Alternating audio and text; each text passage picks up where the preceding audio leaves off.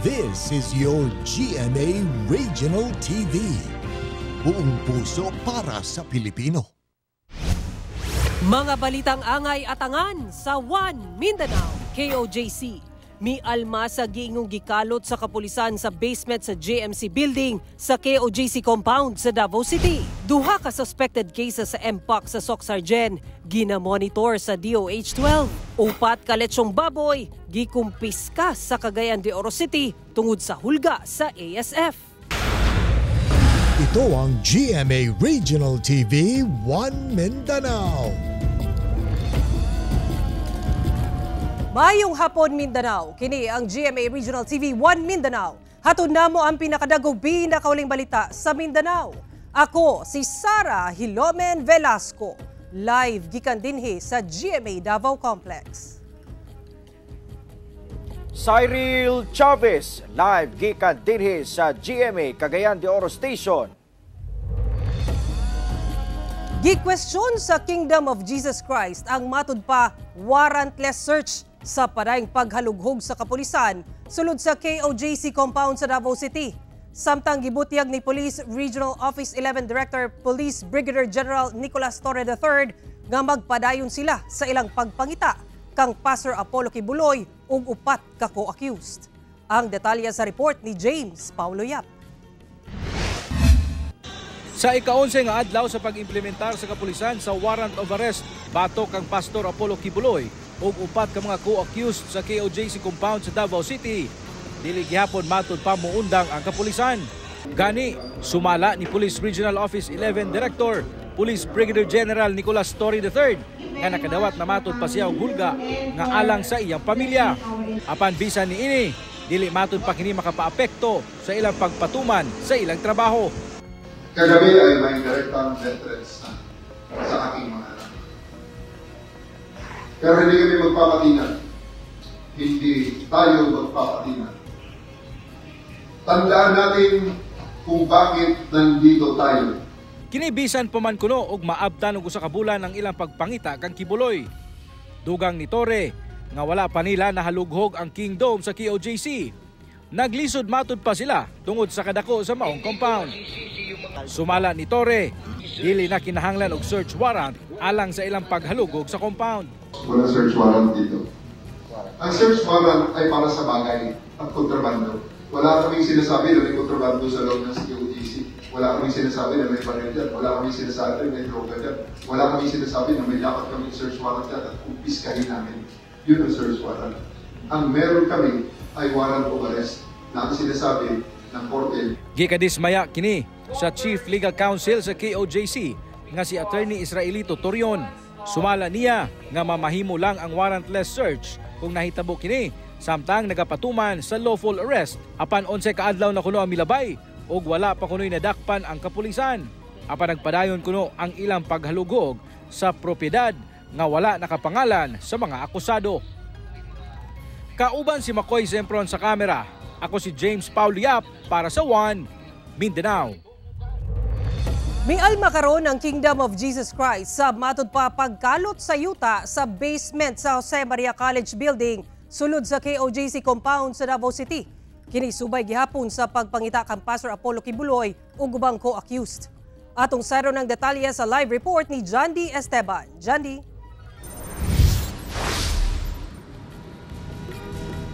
Yes, Sara, gialmahan sa KOJC ang matud pa pagkabkab sa PNP sa JMC basement.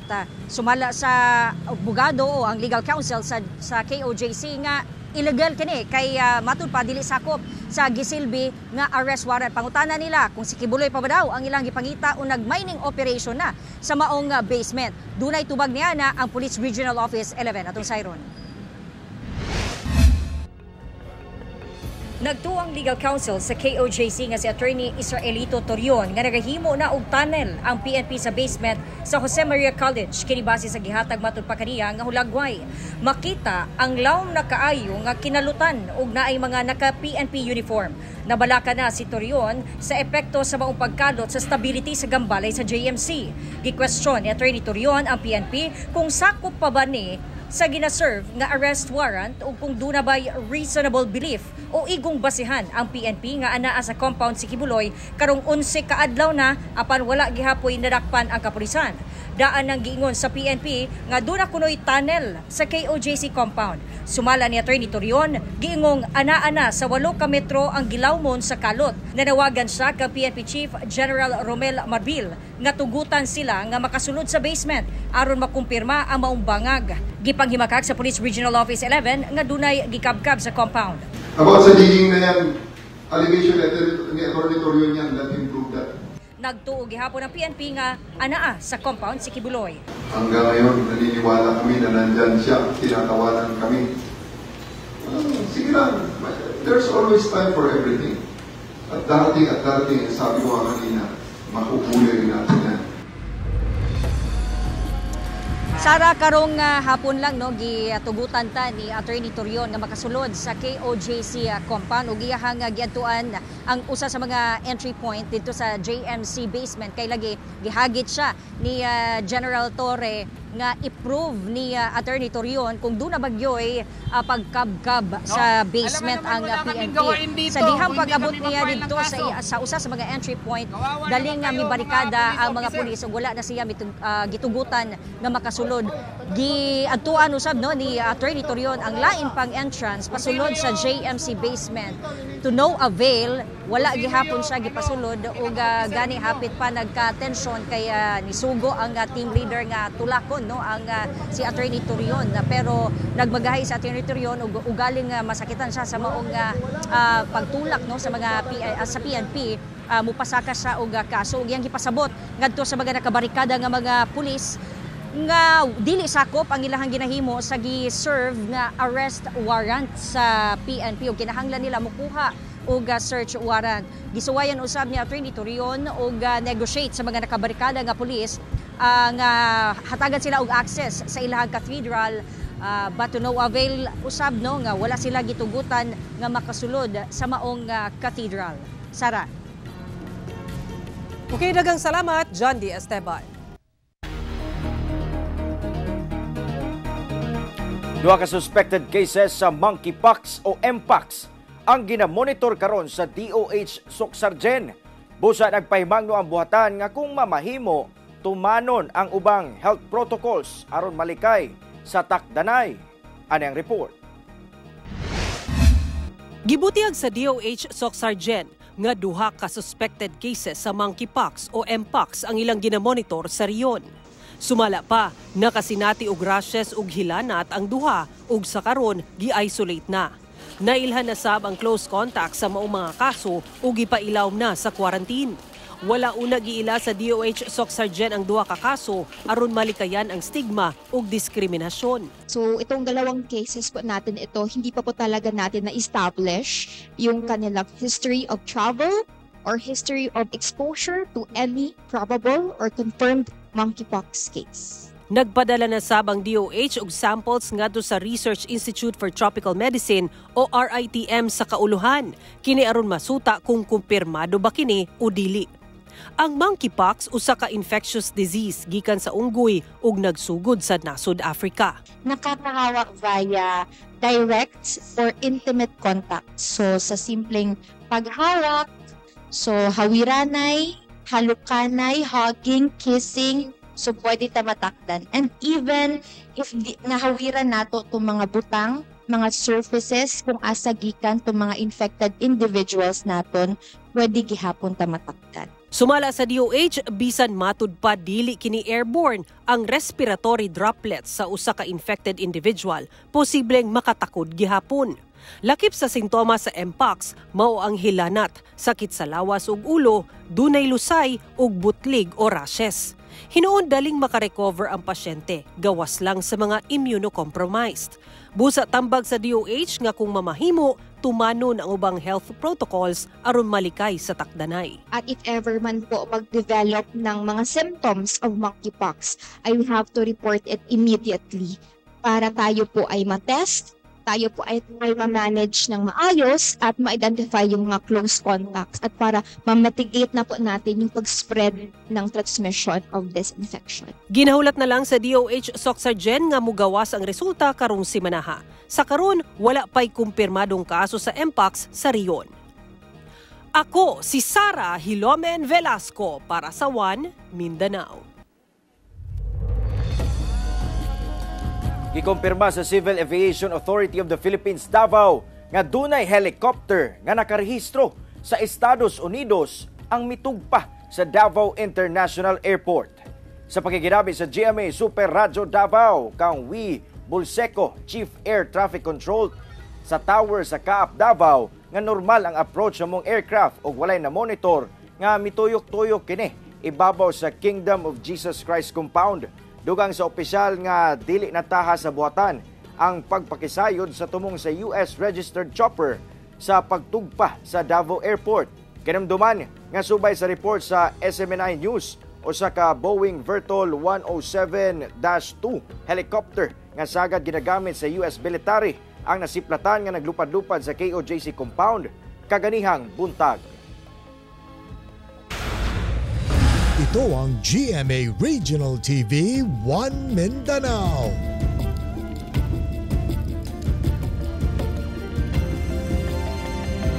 Nagpasaog resolusyon ang Davao City Council aron tumanon sa Philippine National Police ang rule of law sa nagapadayong operasyon sa kapulisan sa Kingdom of Jesus Christ compound sa Davao City. Atong sayro ng detalye nini pinaagi ni Argil Relator live. Argil.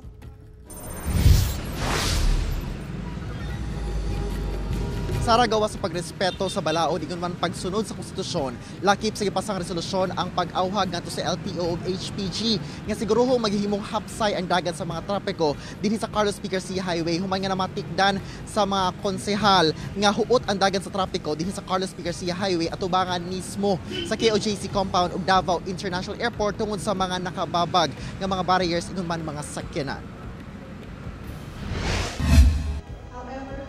When the enforcement of the warrant is accompanied by the use of excessive force, the seizure of private property, and the disregard for the rights of others, we must ask ourselves, is this still what the law provides? Kini ang pangutana ni Davao City Committee on Peace and Public Safety Chair Councilor Luna Acosta atol sa iyang privilege speech labot sa parayong operasyon sa kapulisan sa pagsilbi og arrest warrant sa KOJC compound. Ginarespeto o ginailamatod pa ni Acosta ang gahom sa korte sa pag-issue og warrants of arrest ug ang katungod sa kapulisan nga ipatuman kini. Apektado na sabmatod pa ang Jose Maria College nga anaa sulod sa compound nga wala na nakatungha ang mga estudyante sukad sa operasyon sa kapulisan.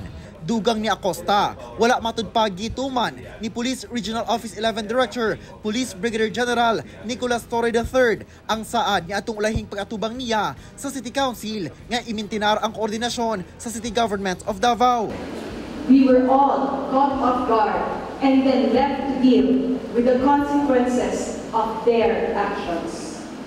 Instead of working together for the peace of our city, their actions have caused great harm to our peace and have shaken our trust in the very people we rely on for our safety and security. Gipangayo niya ngadto sa PNP nga tumanon ang rule of law ug sigurohon nga walay kalapasan sa katungod sa konstitusyon. With this, I would like to pass a resolution entitled, a resolution urging the Philippine National Police to uphold the rule of law and respect the Constitution with regard to their ongoing operations. Giaprubahan sa Davao City Council ang maong resolusyon. Nag-file sab og corollary resolution labot sa pagsiguro nga mahimong hapsay ang dagan sa mga sakyanan at tubangan sa KOJC nga walay bisan unsa man nga nakababag sa dalan. Urging the Highway Patrol Group, including the Land Transportation Office, to make sure that traffic laws are being followed along Carlos P. Garcia Highway near the airport and KOJC.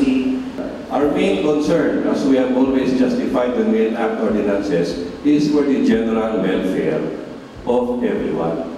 And when I say general welfare, we are in the city of Davao, general welfare of every Davaoeño. For clearly what has happened at the KOJC compound has impacted the lives of a lot of our fellow Davaoeños. Sa kabahin ni Torre, Yeah, we welcome those. We welcome this resolution of the Davao City Council because lahat tayo ang gusto natin is uphold the rule of law. And I do hope that our esteemed council members and the political leadership of not only Davao City but our country as well to call for the concerned people and instrumentalities and everybody, all the Filipino people, to uphold the rule of law.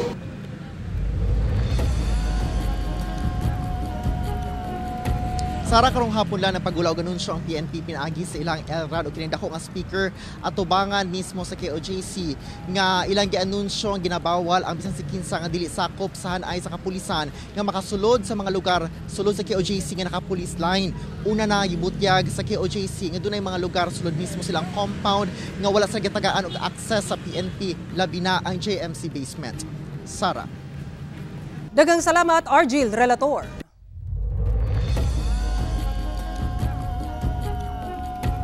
Sa upat ka mga lechon baboy sa barangay Makabalan, Cagayan de Oro City ang gikumpiska sa mga personal sa City Veterinary Office tungod walay mapakitang papeles. Among mga lakang kabahin kuno aron maproteksyonan ang syudad. Batok African Swine Fever. Ano ang report?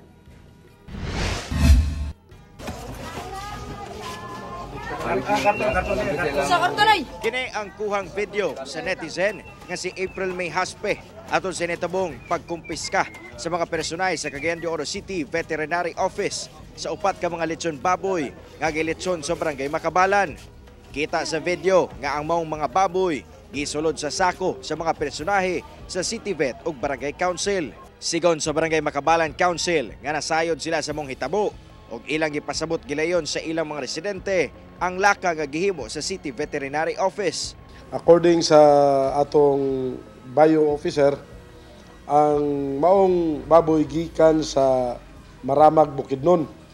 Sumala lugar sa papilis nga gipakita sa katong lechonero. So ang papel is gi-examine, iyang gi-relay dito sa City Vet Office. So kulang. Nasubo man, apan nagpasalamat ang council, sanglit mituman rasab ang mga residente ug misubay sa balaod. Apan giklaro sa barangay nga ang maong mga baboy wala pa kuno nakumpirma nga ASF affected.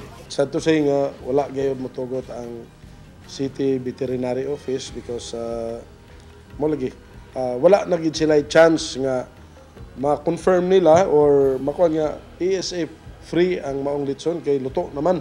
Pagpaklaro sa City Veterinary Office nga ang ilang pag-embargo sa mga baboy kabahin gyapon sa ilang mga lakang aron mapugngan ang pagkuyanap sa African Swine Fever. Wala sila mosubay sa atong meat inspection code kaya namaligya manggod sila klitson.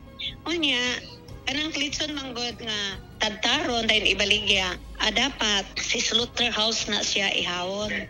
Unya sila namaligya sila nga walay meat inspection ang nahitabo. Pagpaklaro sab sa City Vet nga ang mga nakumpiskang baboy ilagyod gidispose subay sa pulisiyang ginapatuman. Diligid ni mga anang na-confiscate sa kanang inana. Among gihimo, among gi-police blotter, umanda yun, among gilubong kay naman may lubnganan sa mga baboy nga na-confiscate.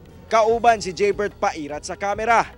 Ako, si Cyril Chavez para sa One Mindanao.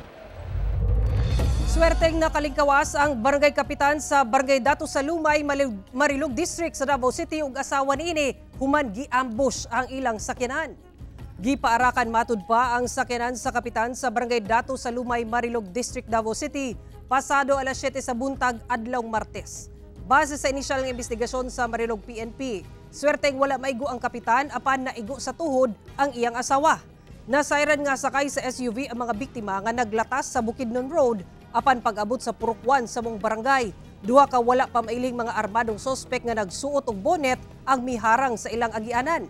Human sa panghitabo, gilayng misibat sa wala mailhing direksyon ang mga sospek samtang nagpadayon karon ang gihimong hot pursuit operation. Padayon pa ang investigasyon sa kapulisan sa motibo sa pagpang-ambush. Sa sobra semana na nga pagpangita sa kapulisan kang Pastor Apollo Kibuloy ug laing upat pa ka personalidad sumala sa Police Regional Office 11 nga ana-ana sa 50% ang ilang operasyon. Samtang wala pa kuno nakadawat og kumpirmasyon ang KOJC Legal Counsel. Kalabot sa giingon sa PNP nga na-detect nga heartbeats. Ano report ni Argil Relator? Sa ikanapulo kaadlaw sa operasyon sa PNP sa KOJC compound sa Davao City, kumpiyansa gihapon ang PRO 11 nga anaa lang sa sulod sa compound si Pastor Apollo Kibuloy. Apan, anaa pa lang matud pa sila sa 50% sa ilang operasyon. Based on our intelligence, sa mga information na receive namin, nandyan pa si Kibuloy sa loob ng KOJC. Yung operator naman nung device, ang nagsasabi na tao talaga yun na heartbeat. Hindi siya heartbeat ng daga o anumang hayop. Ang ano lang is, my heartbeat under the ground and inaano lang natin kung saan kaya, kung meron bunker doon, saan kaya ang entrance, yung hinahanap natin. Sa kabahin sa KOJC Legal Counsel. As of the present, there is no confirmation by the police that there were in fact heartbeats. What they showed us were mere pictures of a certain equipment.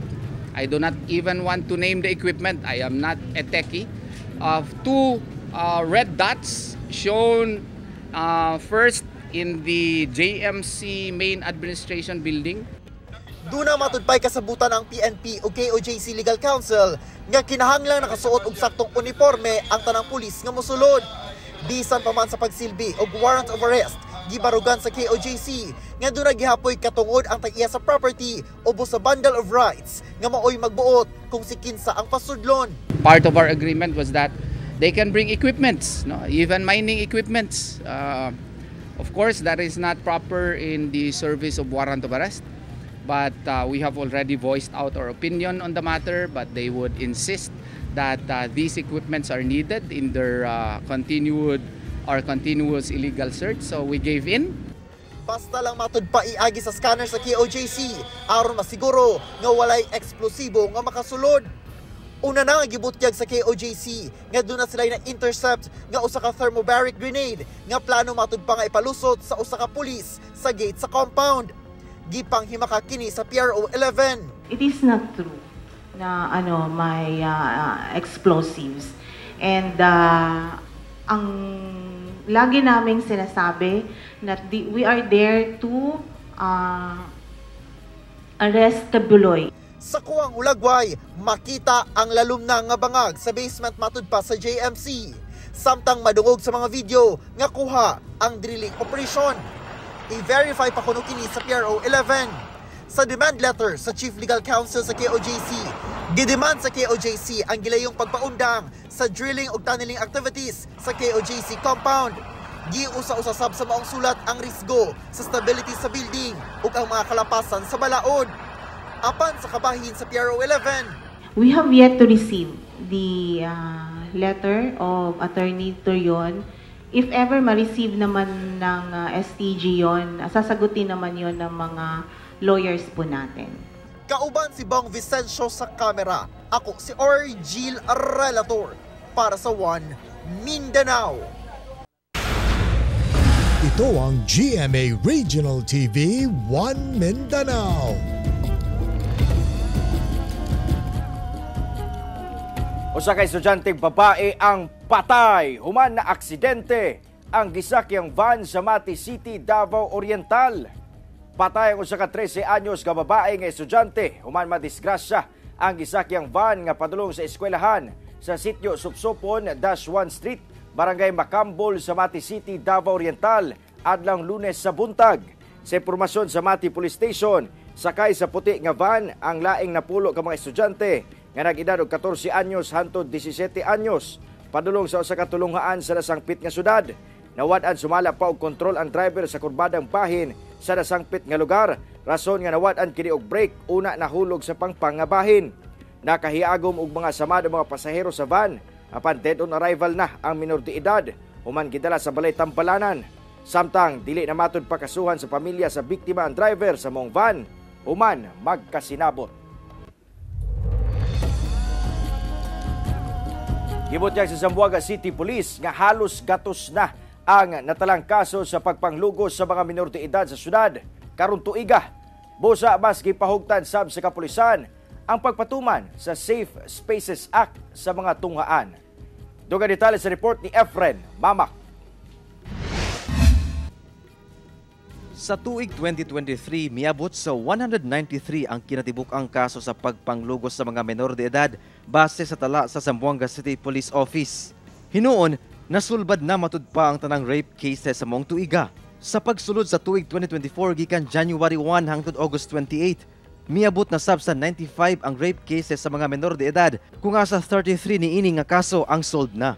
Sa tala sa otoridad, dunay nag-edad 12 nga batang babae o 14 anyos nga batang lalaki ang nahimong biktima sa mong krimen ning tuiga. Matod sa kapulisan, gibana-bana ang ana sa 85% niini ang incest o ang suspect paryente lang sa biktima. We received complaints on rape, and this is basically incest by nature.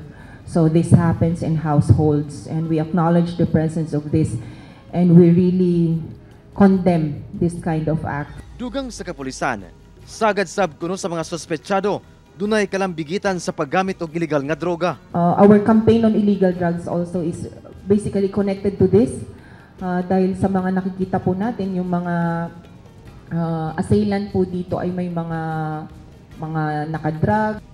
Usa sa paagi aron makunhuran ang kaso sa rape, mao ang pagpahugot sa balaod nga RA 11313 kon Safe Spaces Act sa mga tunghaan.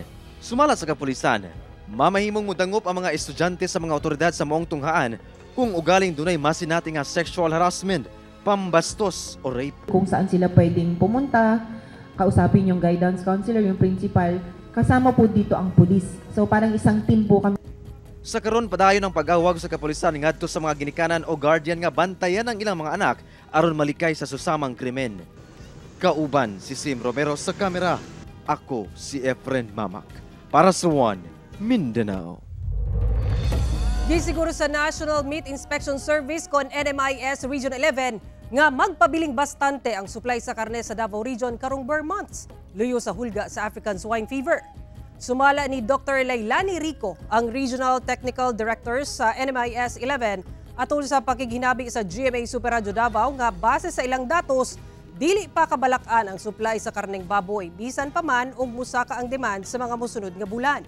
Dugang pa sa opisyal, itandi sa mga nakalabayng katuigan na matikdan ang pagsaka sa local supply sa karne bisan na sa hulga sa African Swine Fever. Gawa sa lokal nga supply, doon na sa mga imported meat products nga makatabang aron mapunan ang posibleng kakulangon. Subling na pahigayon ang Zamboanga City Police Office og anti-drug abuse training sa mga opisyal sa barangay isip pagpahugot sa kampanya Batok Illegal nga Droga sa komunidad. Gisalmutan sa mga opisyal sa 98 ka mga barangay, lakip mga opisyal sa Sangguniang Kabataan sa Zamboanga City ang tulo ka adlaw nga Barangay Anti-Drug Abuse Council training sa syudad. Gipangunahan kini sa mga personay sa Zamboanga City Police Office. Tumong sa mga aktibidad nga subling makaibalo ang mga partisipante sa mga pamaagi sa pagbatok sa illegal nga droga sa ilang komunidad. Paagi sab kini aron mahibaw-an sa LGU gikan sa mga barangay chairman kung duna na bay resurgence o pagbalik sa paggamit og illegal nga droga, ilabi na sa mga barangay nga una nang gideklara nga drug cleared. Matud sa ZCPO, dunay 27 ka mga barangay sa syudad ang drug cleared na ug usasab ka barangay ang unaffected sa droga. Apan duna pay kapin 50 ka mga barangay ang dili pa cleared. We make sure that we monitor those barangays kasi there's a specific requirement, there are parameters that we need to maintain para i-report sa DILG na yung mga barangay na yan ay cleared pa rin. Mabulukon ang pag-abli sa Diandi Festival 2024 sa Iligan City sa Lanao del Norte. Nagkadayang kultura, gipasigarbo sa mga aktibidad nga giandam sa lokal nga kagamhanan. Pinaagi sa usa ka pag-ampo gibuksan sa mga miyembro sa tribong Higaunon ang kasaulugan sa Diandi Festival 2024 sa Iligan City. Pinaagi sa paghalad og mga binuhing hayop ingon ani gipakita sa IP groups ang ilang pagyukbo sa labaw nga makagagahom sa pagsugod sa kapistahan. Atol sa opening salvo gipasigar busab ang ilang mabulokong kultura sa mga Iliganon. Dunay uban nga misayaw sa ilang cultural dances, samtang ang uban dunay suot nga mga mabulokong maskara. Mao kadto ang mga ulahing balita sa Mindanao karong adlaw. Mamahimo ninyo kining makita pag-usab pinagi sa pagbisita sa official website sa GMA Regional TV o bisita among official YouTube channel o i-click ang subscribe button para sa pinakaulahing balita. Daghang salamat sa atong mga kapuso sa Mindanao nga nagalantaw kanamo ug sa atong mga kapuso abroad. Padayon lang sa pagtutok sa mga lokal nga balita matag adlaw tungod sa GMA Regional TV, Local News Matters. Kami ang GMA Regional TV 1 Mindanao, tibok persa para sa mas dakong misyon ug mas halapad nga pagserbisyo sa nasod.